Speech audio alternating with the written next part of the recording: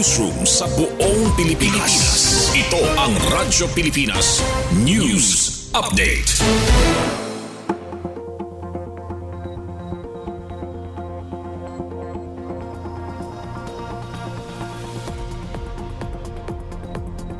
Oras sa bugos nga Pilipinas, 1:56 p.m.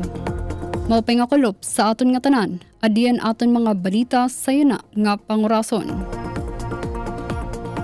Local School Board San Calbayog nagplano para sa anti-arabot nga Brigada Eskwela ngan Evraa 2027.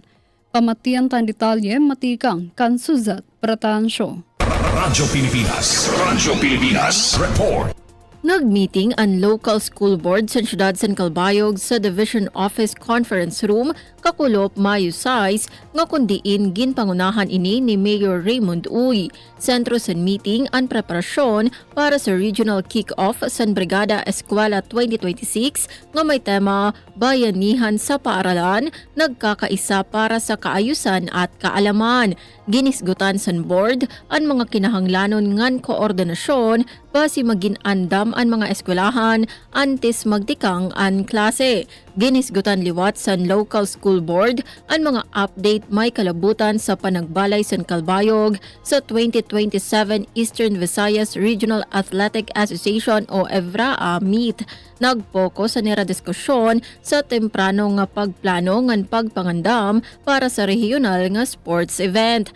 Nagpapakita ini san padayon nga suporta sa gobyerno lokal sa edukasyon ngan pagpauswag sa kabataan, pinaagi sa akademiko ngan atletiko nga mga programa. Para sa Bagong Pilipinas, Suzette Pretensyo, Radyo Pilipinas, Radyo Publiko, Calbayog. Public Employment Service Office, Katarman, ginkilala como Top SPS Youth Champion Employer sa Rehiyon 8. Pamatian tan detalye sa pagbalik ni Suzette Pretensyo. Radyo Pilipinas Report. Nagdara sa dungog ang Paso Katarman, mahuman ini makakarawat sa pagkilala tikang sa Department of Labor and Employment o DOLE Regional Office 8 didasan selebrasyon sa ika-124 nga Labor Day sa Tacloban City. Ginhatagan ang Paso Katarman sa Top SPES Youth Champion Employer Award como regional winner ilarom sa Special Program for the Employment of Students o SPES. Nakakarawat liwat ini sa Certificate of Recognition como usa sa top nominees ngan Certificates of Appreciation para sa LGU Katarman ngan Paso Katarman. Sumala sa gobyerno lokal, nagpapakita ini san padayon nga pangalimbasog para maghatag oportunidad sa mga Katarmanon labi na sa trabaho ngan livelihood programs.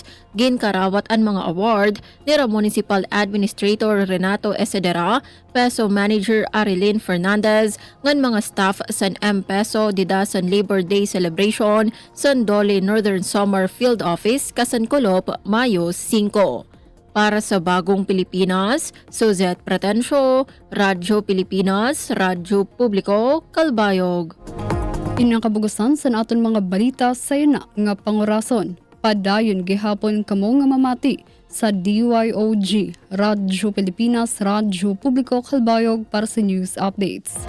Masunod na ang programa, Huwan Trabaho, kaupod si Jamie Quinto. Ako si Charmaine Perito Balvas para sa Radyo Pilipinas, Radyo Publiko.